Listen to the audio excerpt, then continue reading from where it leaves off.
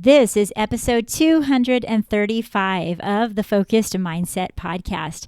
And today we're going to talk about your mindset and how you can make sure that you are ready for your next solution-focused conversation or your next solution-focused counseling session, workshop, coaching. It starts with our mindset. Now, this is the first of two talks that I did for a Solution-Focused World Conference. And you'll have to let me know how this one goes. I only got it in audio, and this particular talk is nowhere else. The other one is actually published on their site as well. The funny thing is, when I did this talk, right as I was talking, like while I was talking, all of a sudden, somebody leaves me one of the messages. It's on Zoom. And I read the messages. And it's one of the people that are watching, and he had just left the Zoom call. And he said, "Oh, I do not relate with this at all. I just do not like the way you're speaking, what you're talking about. No." And I'm reading this as I'm trying to still finish my talk. And I thought, how bizarre is it that I'm in a conference for Solution Focused, and this person thought it was appropriate or even at all helpful to leave me a message like that in the real time while I'm speaking. So I don't know. I listened to it and I thought, I don't think it's that bad. Gee whiz. And I guess it just wasn't for him. So you'll just have to let me know if this is something that you get any value out of. And if you don't, hey, I'm still putting it out there because I'm not going to let that drag me down. In the moment, though, I have to say, it did throw me. It threw me a lot. So I don't think that this conference is one of the ones that will go down in the books as one of my best, but one of my most memorable, definitely. And I want to get this information out to you because I know you, like me, struggle with our mindset going off course and thinking about things that are unhelpful. And so let's get started with this interesting episode.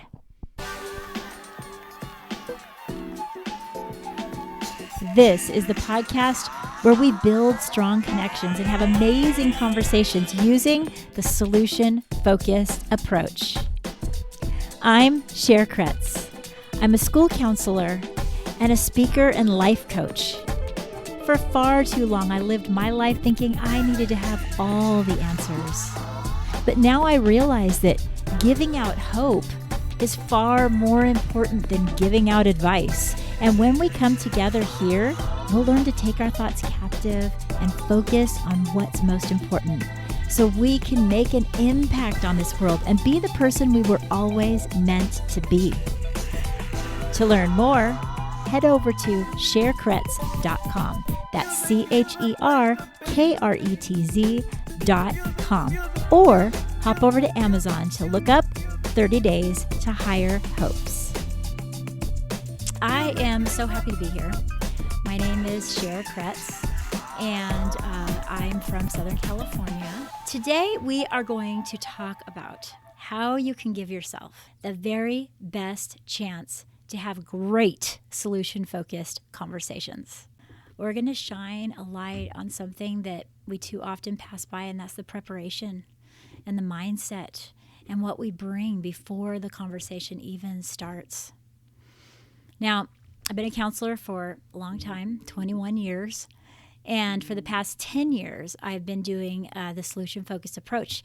And the more I did it, the more that's all I've done. And now practically, I feel like every conversation I have, I bring a solution-focused element into it. So it wasn't until 2019 that I invested in a professional training course. And that was with Dr. Linda Metcalf. I remember at one point, she stopped and she looked out at the group and she said, the solution-focused approach is a mindset.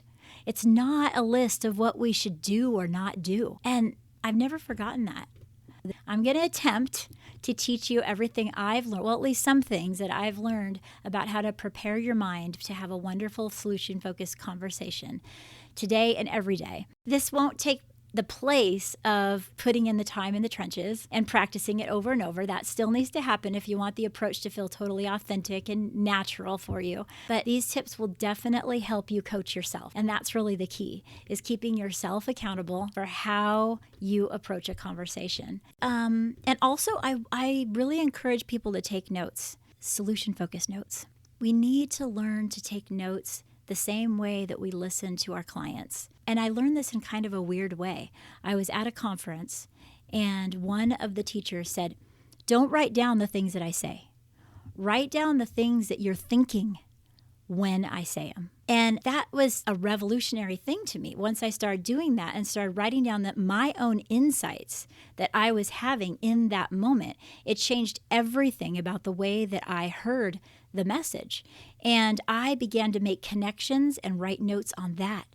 And just trust that my mind would be able to remember, the other things that were said. In this case, of course, because there's going to be replays and everything else. But when we're doing notes as a solution-focused practitioner, we do it differently, right?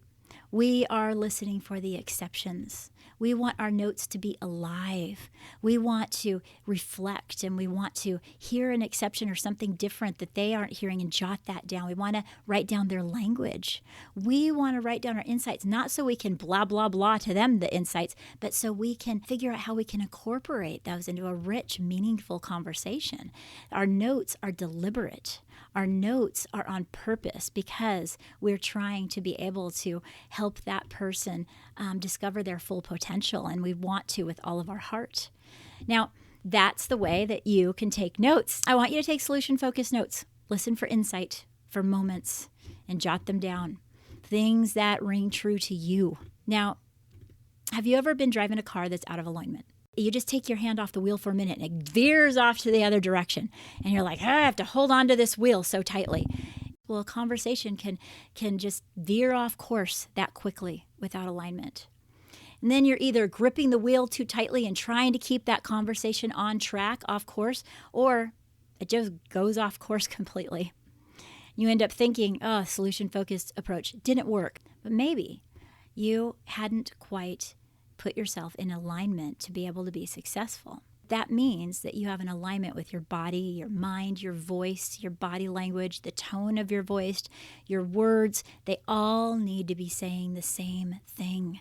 For example, if you're saying, I really love being here, and my body's not saying that, what are you going to believe? Probably my body language.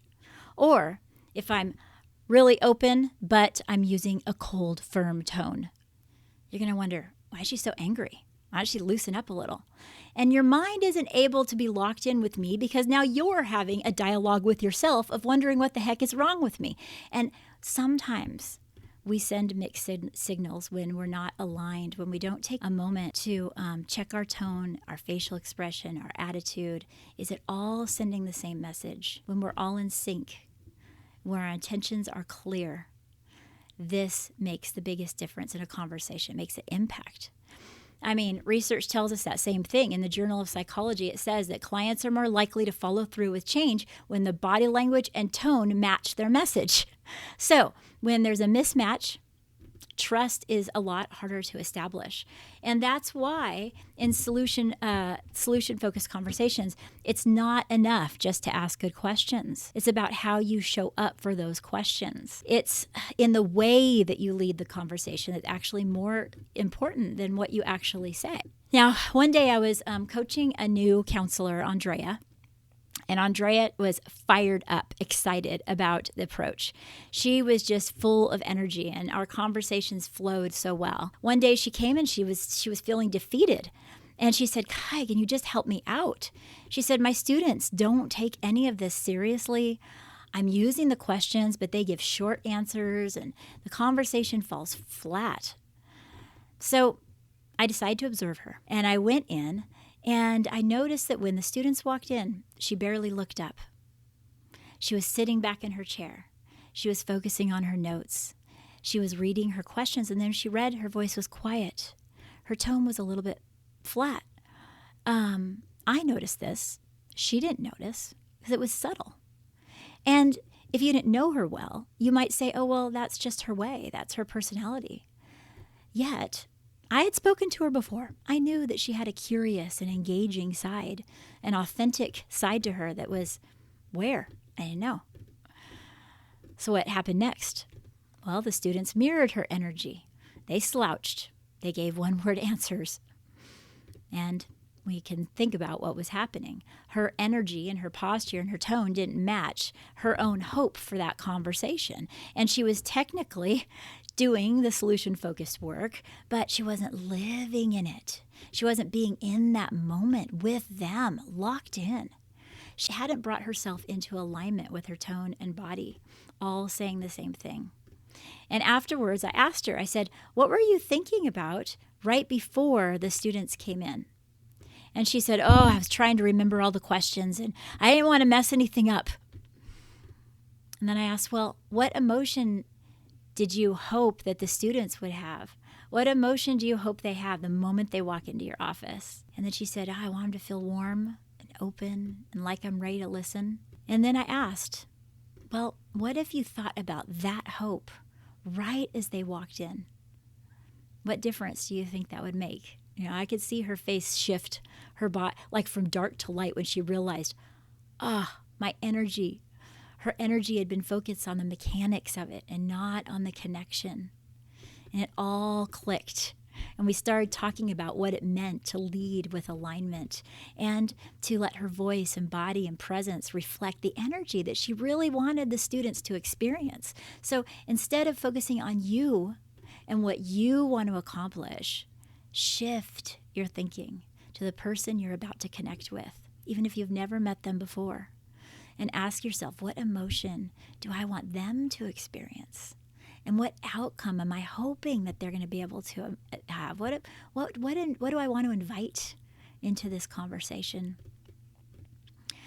So Andrea did some self-coaching before her next session, which I think we all should do. And she practiced. She practiced things like sitting forward, making the eye contact, smiling, asking questions with curiosity and energy. And it was just a few days later that she texted me and she was like, it worked. They all are talking to me. The conversations feel alive. And it wasn't because she found better questions.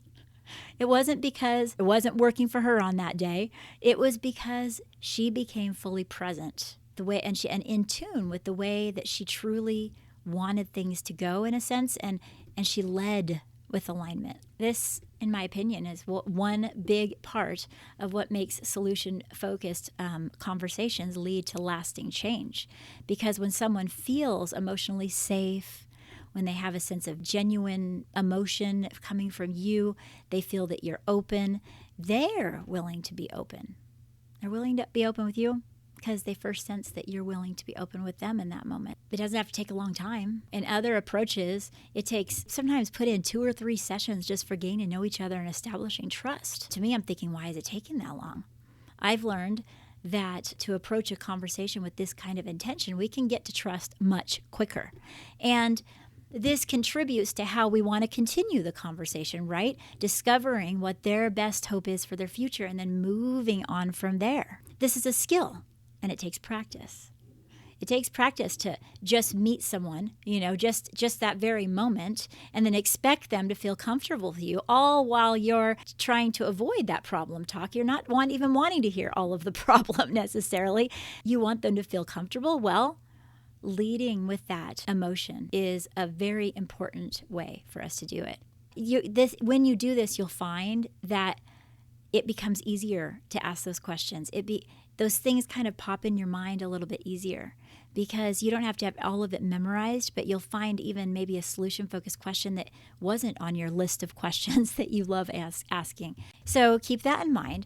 And also keep it in mind that transformation doesn't happen in your conversation, right? It happens afterwards. The real change happens after they get home and they're reflecting on the conversation.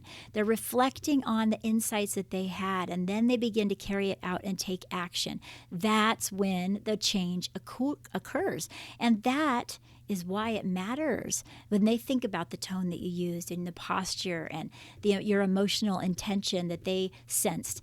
All of that is going to stay with them. It's going to walk with them, and then they're going to be able to reflect upon their insights that they had so much more. And you should not be surprised when they come find you and say, oh my gosh, it works.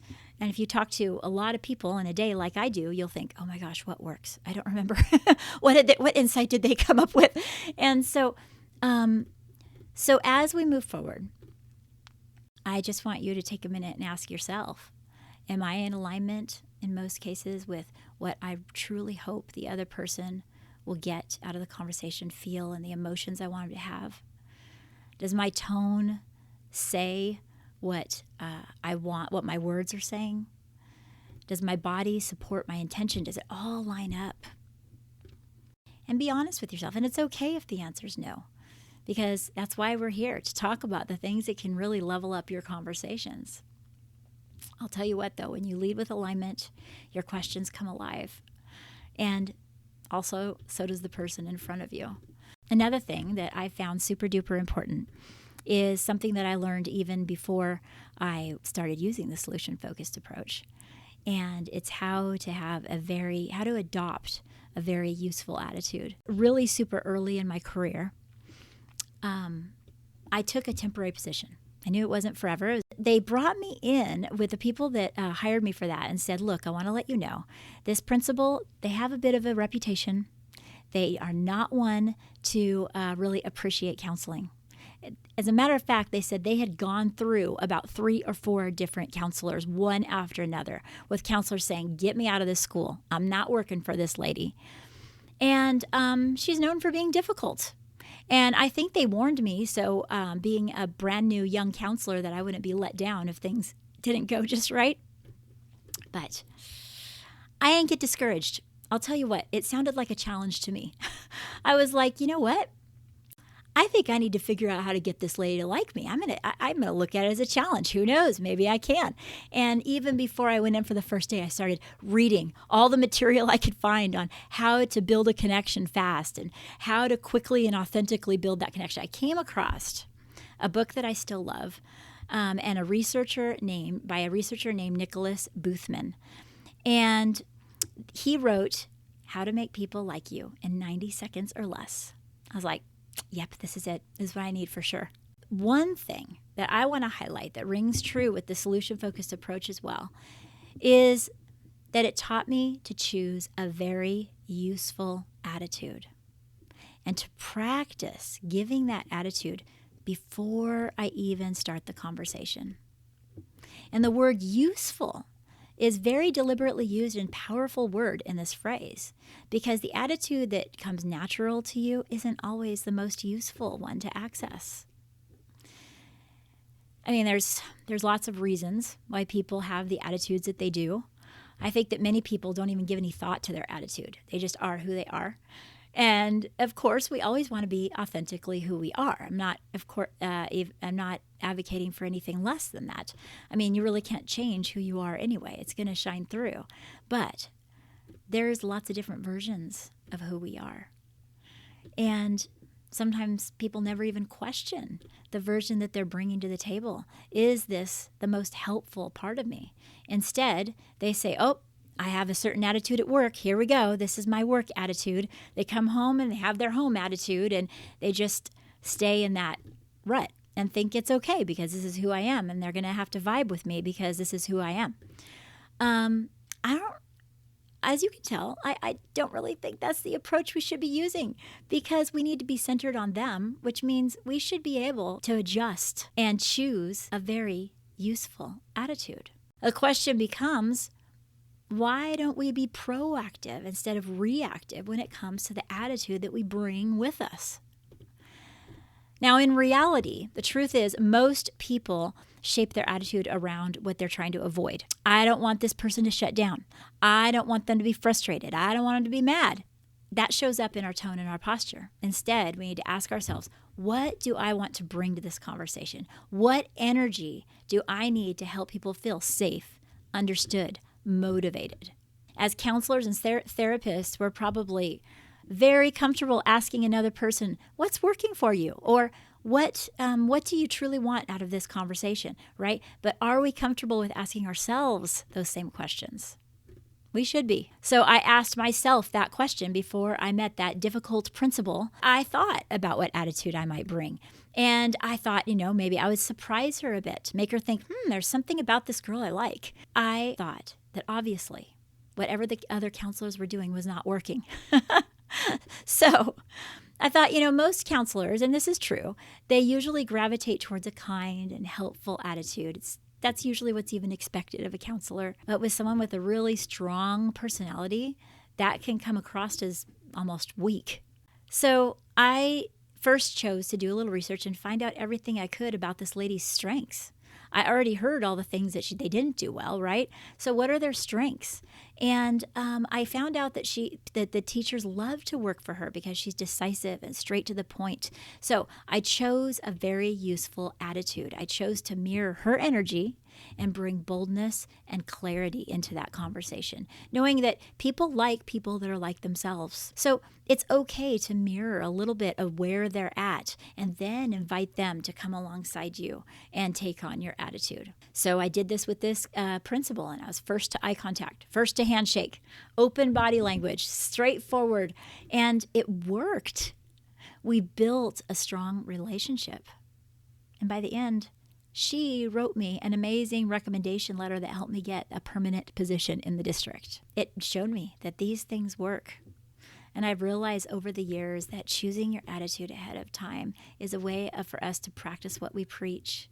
Before we can coach someone else, we've got to coach ourselves.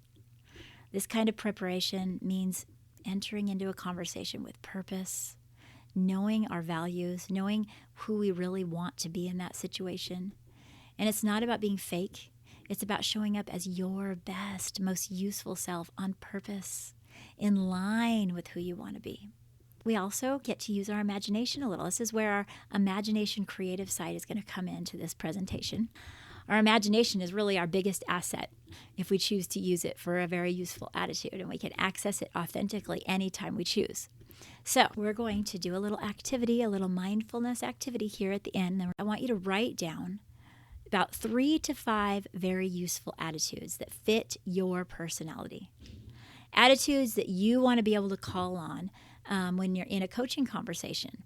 Basically, that would be an emotion that you want to show in a big way. Thinking about what kind of energy you want to bring for others. It might be calm, curiosity, boldness, warmth, playfulness. And then they can all be very different because you're going to access different useful attitudes with different people in different places. Just like each one of the attitudes that you have can ring true in your personality, but you use them differently depending on who you're talking to. For this activity that we're going to do right now, you probably are going to want to choose one that's kind of easy to access. But if you want to challenge yourself, choose one of the ones that you wrote down that aren't quite so easy to access, okay? So that's up to you. But right now, choose one of those attitudes. And we're going to practice how we can have that within us so we can access it at any time with full, authentic clarity and alignment. So first, take a moment. If you haven't, write those down and then choose one. And then let's practice this together. First, close your eyes if you're comfortable doing so, or just soften your gaze. And choose one of the attitudes that you want to bring to a conversation and picture a time when you felt that attitude naturally. That attitude just came over you. Picture that time as clear as you can. What were you doing? Where were you? Who was around you at the time? Make that attitude within you, that feeling, that emotion, as vivid as you can in your mind's eye. And let the memory grow and expand. Notice the colors, the sound, the feelings in your body, and let that emotion just flood over you. Breathe in and breathe out and just feel that emotion. And then when you open your eyes or look forward, you imagine yourself sending that full emotion in front of you, from your chest, from your heart, directly towards a person that you're talking to. You can do this in the mirror or with a friend, I don't know, just practicing, feeling that and giving it out. Then you take it back, close your eyes again. And this time you're going to make that feeling, that same feeling, brighter and stronger. What's different about the times when you've used this attitude? What do you expect the other person will see in you? What are you doing with your eyes, hands, body? Breathe in and out and feel that emotion. And then again, open up and expand that emotion through you and shoot that attitude out from your heart. And now you're in sync with that emotion that you chose. It's real, it's yours. And this is a practice that you can access anytime to access authentic energy, the energy that you choose, but it's real, it's yours. And it'll be so helpful when you walk into a situation where you hope to use a solution-focused approach, but you want them to be able to be immediately in tune with you and on the same page with you. You can practice it anytime. Come back to it and do this again with a new attitude that you're like, I really, in this new job, maybe I need to take on this attitude more. And it's a growing thing that never changes, continues to evolve as we continue to grow as individuals, just like they've talked about a little bit already in this conference about how we evolve, we change, we grow, but we keep the approach strong. We're all a work in progress.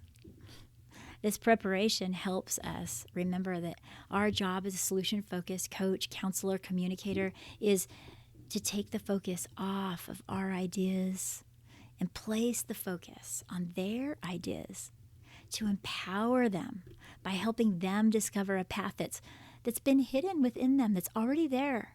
It's hidden in their heart, and we get to help them discover it. We can do this better when we focus this way. We do that with the expectation of finding out and highlighting what is working. Now, we know this. We've heard this already, and you'll hear it many times before. But in a true coaching conversation, the goal is not to drive, it's to guide. And when we create an experience like this, it's like you're traveling on a journey together. This is kind of like the mindset that we want to have. We're traveling on a journey together, and you're sitting in the passenger seat, calm, observant, ready to contribute if needed, but trusting that the driver will find their way. And you're there to support the journey, not to control it, not to grab the wheel every time a turn isn't just right, or shout directions at them when it feels unfamiliar. You're steady, present, invested, letting them drive. There's moments when this is incredibly hard in the solution-focused approach. I'm not going to lie. Like if you are driving with someone and the driver makes a wrong turn, or worse yet, they take the long way and you know a shorter way, like everything inside of you screams, correct them, tell them the right way to go, fix it. And that's the same feeling that comes up when we're practicing a solution-focused approach. And it's natural to want to save time and fix the mistake and steer them towards the answer that we already see. But if you jump in and take over, you might get to the destination, but the other person will not know how they got there. And worse yet, they may lose their confidence in themselves and think that they need you every single time. But real change happens when people find their own way. If they take the wrong way, they'll learn from it. Lighten up and be okay with that. They'll discover the path for themselves. They'll build ownership and resilience because of it. And they'll remember their experience vividly because it was the decisions that they made, the turns that they took, the insights that they had. Not because you did it for them, right? Because you were there beside them. They'll remember you in those moments because you were beside them while they did it. I often think about what Insoo Kim Berg said when we are not the expert of their lives. And this truth gives solution-focusing conversations their strength, doesn't it? And it shifts our role from having all the answers to being in a place of discovery. So we don't need to worry so much about every single step being just right. We don't need to worry about every question landing perfectly. We can pivot. We can move in a new direction. We can slow down and collect our thoughts. Or at times we can completely miss the mark and then accidentally go back to giving advice. I've done that too many times. And rather than that, we could say, I can learn from it. I'm going to do better next time. And we can't say that the solution-focused approach doesn't work for us when we can rather say, I wonder how it can work for us. What can I do next time? What happened to take it off course? And many times it lands on us. We need to take ownership of that and then do a little self-coaching. Call it like it is. And then stay true to the model. And it's okay if it doesn't go just right. It will next time. And And that way we're on our own path of self-discovery, right? Learning as we go, as we get to our destination of being completely proficient and comfortable with the solution-focused approach. Some of you guys may have heard the GPS conversation navigation that I talk about, and if you've heard my TEDx, and it's gather, plan, and start. It's basically a framework designed to give us something to think about while we're in the conversation to keep us grounded in the solution-focused approach. Gathering with curiosity, helping them plan for their preferred future, and then encouraging them to start and cheering them on. I didn't go into that much in this talk. It wasn't the purpose. But I want you to hold on to that image of what it feels like to guide instead of drive. That image of sitting beside someone and trusting them to take the wheel and begin to fully be present without needing control. We don't need to have it all figured out. We just need to show up with a mindset that makes insight possible. And that is how we lead with hope. And that's how we create conversations that people will remember long after they leave the room with you. So if this message resonated with you, you could see on here I have my email, like I already said. Email me. We could talk. You can get on my newsletter list if you want to or whatever. I have actually got the opportunity to think a lot about coaching, and I have 2 books that are on Amazon that are actually just journaling books, and they're actually designed to have you coach yourself or to use in conjunction with your own coaching. And I use them in all of my hope, my Rising Hope groups that I do every single year. And the first book is, I don't know if you can't see it unless I'm in front of me, 30 Days to Higher Hopes. And it is, like I said, journaling book. It's one of I really felt like that was a gap where there was no journaling books that went through solution-focused questions. And I hated that. So I decided to make one. And the other one is It's Spanish Companion. Woohoo! I love this so much. I had the pleasure of working with Alejandra Hernandez, and she also is speaking at this conference in Spanish. And she reached out to me and said, "Hey, I'm using your journal in my college classes, but have you ever thought of making it in Spanish?" And I'm like, "Oh, yeah, but it's so hard to do." She goes, "I'll help you."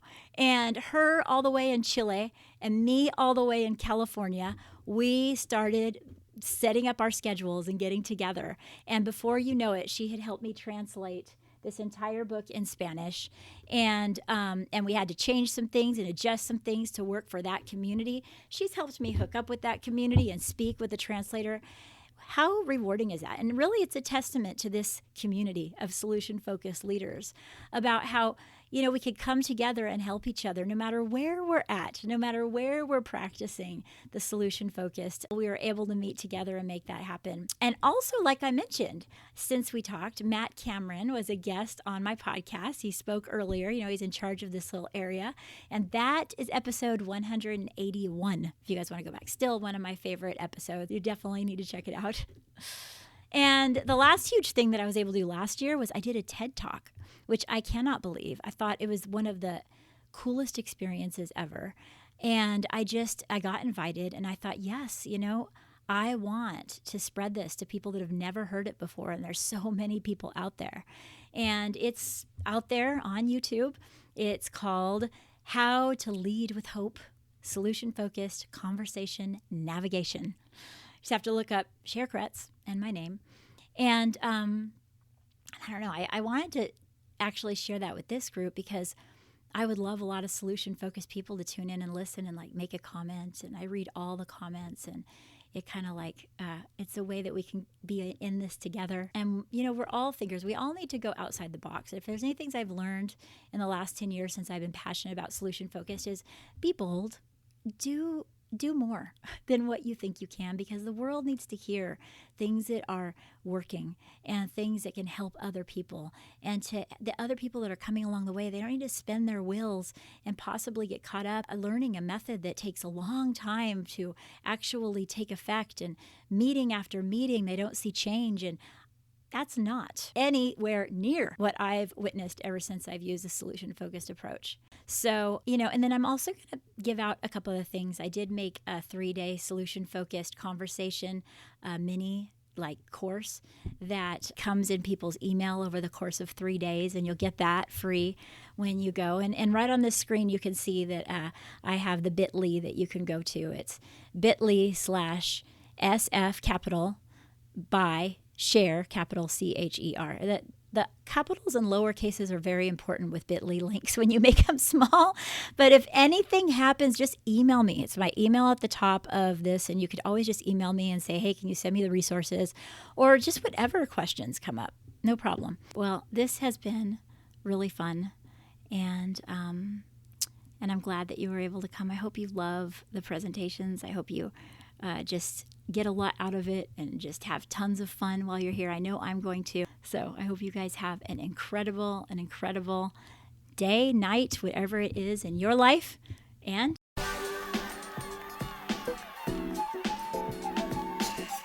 that is the presentation. Yeah, that was all done live. I did, right in the middle of that, like I said, was when I read that comment. I wonder if you guys noticed when I was distracted, but I don't know. I felt like there was some things that we could get out of that. That one person doesn't define the entire presentation, right? Isn't it weird how our mind does that? It's like I'm reading that and I'm thinking, the first thought is, oh my gosh, no. And then I'm thinking, what? What a jerk. You know what I mean? Like all these things. It is so weird when we get negative feedback, even when something isn't going well. Let's remember that focusing on the things that are going well is the key way to stay solution focused. So it's time for us to go out, enjoy the summer, enjoy your life, and until next time, live solution focused.